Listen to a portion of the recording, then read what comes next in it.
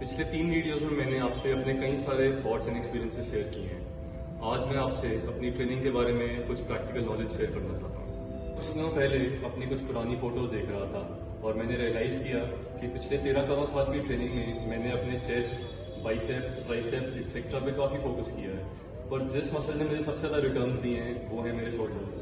मैं अपनी एज और ट्रेनिंग के डिफरेंट स्टेजेस पे अपने शोल्डर्स के डिफरेंट पार्ट्स पे फोकस करता रहा, इसलिए शायद अननोइंगली मैं एक कंप्लीट शोल्डर बनाने में कामयाब रहा। इस वीडियो के एंड में मैं आपसे अपनी करंट शोल्डर ट्रेनिंग के बारे में कुछ इंटरेस्टिंग इन्फॉर्मेशन भी शेयर करूंगा। तो आइए देखते हैं कि कैसे मैंने अपने फ्लैट नॉन एग्जिस्टेंट शोल्डर्स को एक complete solid looking impressive shoulders में कन्वर्ट किया।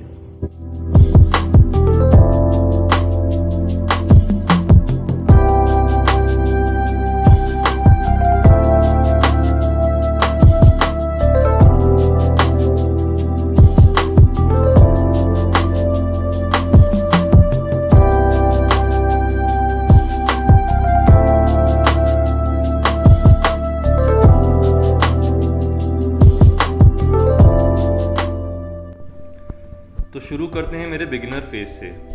इस टाइम पे मैंने जस्ट वेट ट्रेनिंग शुरू की थी, तो आप देख सकते हैं कि मेरे शोल्डर्स काफ़ी फ्लैट हैं।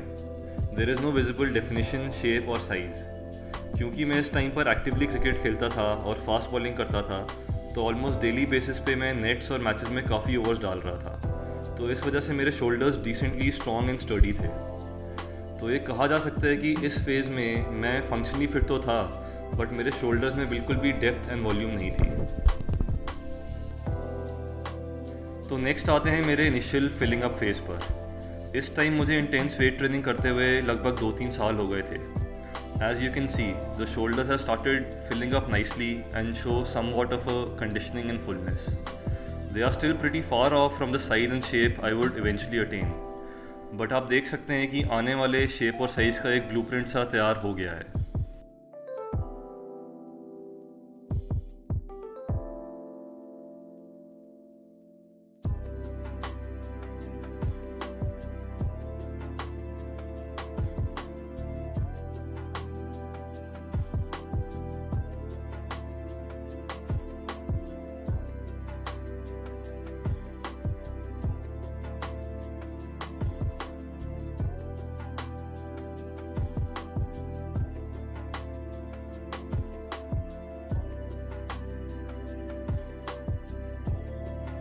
इसके बाद आया मेरा रियर डेल्ट डेवलपमेंट फेज़। इस टाइम पर मैं जितना समय अपने front dealt and middle dealt को डिवोट कर रहा था, उतना या उससे थोड़ा ज़्यादा टाइम मैं अपने रियर डेल्ट्स को दे रहा था। इस वजह से my rear delts looked at par with my front delts, which is the look I was aiming for, the 3D look. Just goes to show कि अगर आप एक मसल को डिलीजेंटली ट्रेन करें तो वो आपकी एक्सपेक्टेशन से ज़्यादा ग्रो कर सकता है।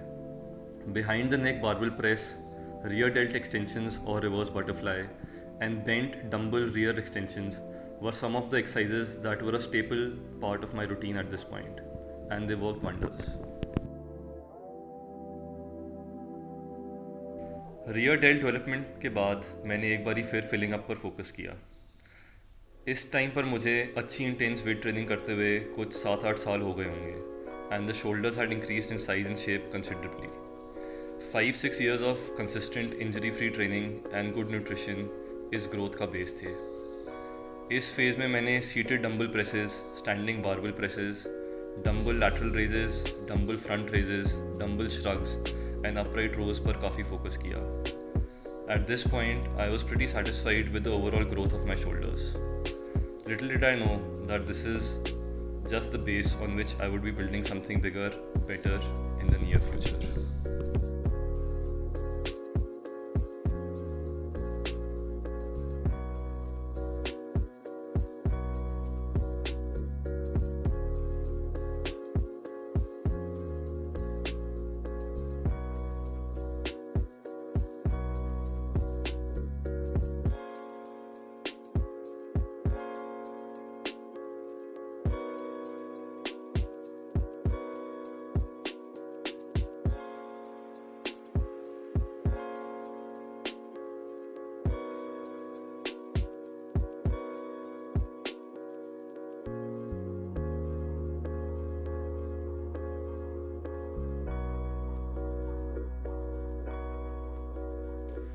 फिर आया वो फेज़ जब मैं अपने ट्रैप्स को लेके काफ़ी सीरियस हो गया। I specifically remember getting obsessed with my trap development at this point. मैं हफ्ते में 2 और कभी कभी 3 बारी ट्रैप्स मार रहा था।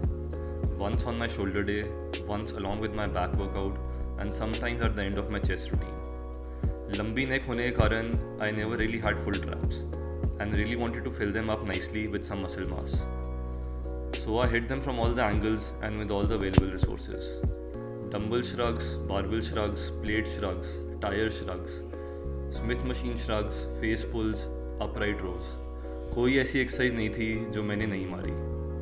It helped that I had 3 days in the week to go through all the above variations. That ensured that I never got bored of hitting traps till the time they rose up and matched the rest of my shoulders.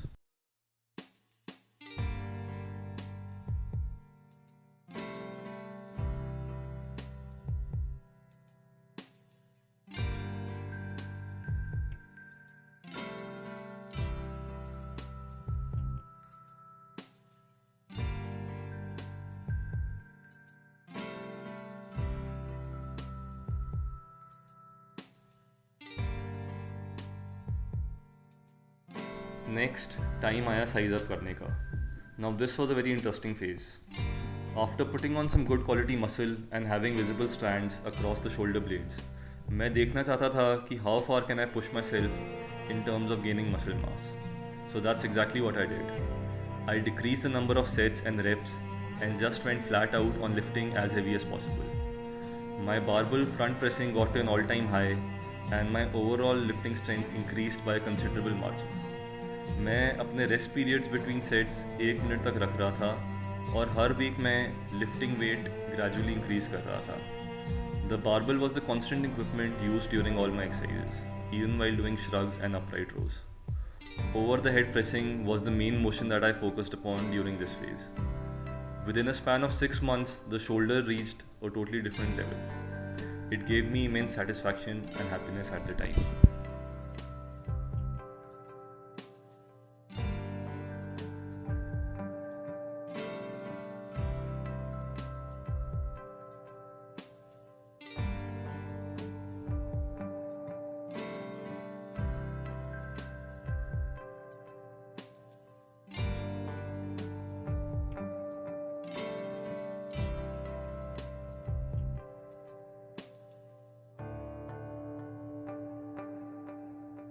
Next मैंने decide किया कि मैं aesthetic shoulders बनाऊंगा, which will be a combination of size and shape.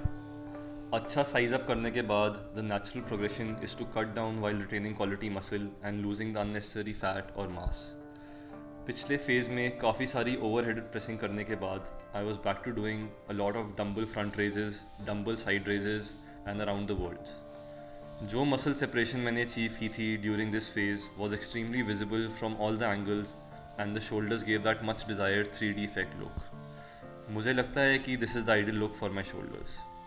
I stuck with this look and the methods and exercises that I performed in order to get my shoulders in such conditioning for a while. It provided my whole body with a better overall balance and proportion, unlike the last phase where the shoulders had become too dominant and had started overshadowing the arms and chest.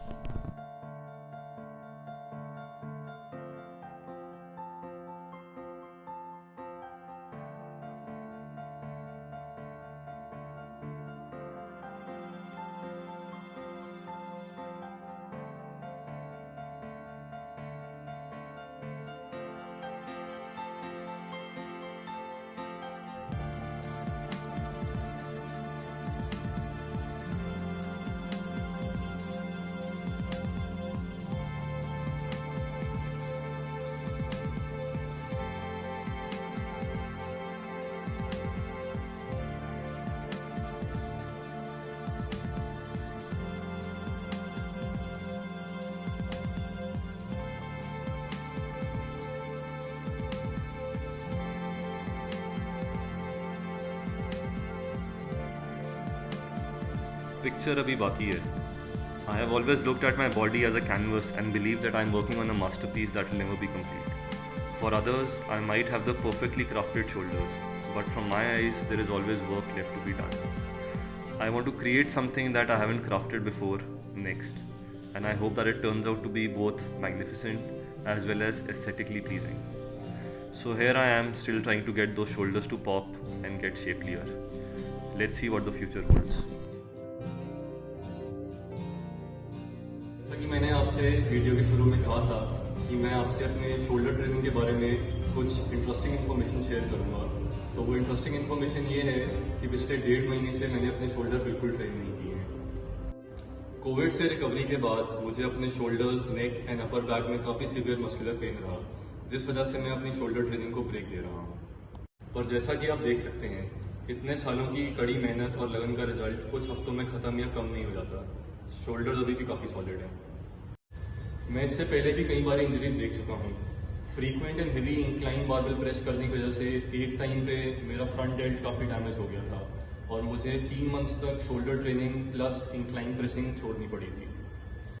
But I have learned valuable lessons with every setback I have faced. जिस muscle पे आप सबसे ज़्यादा focus करते हैं, उसके injury के या ओवर यूज होने के चांस भी काफ़ी बढ़ जाते हैं।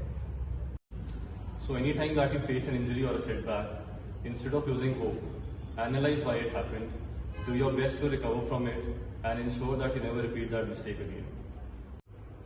I hope you enjoyed this video. I'll be back soon with more training stories, experiences, and tips. In the meantime, stay fit and thanks for watching.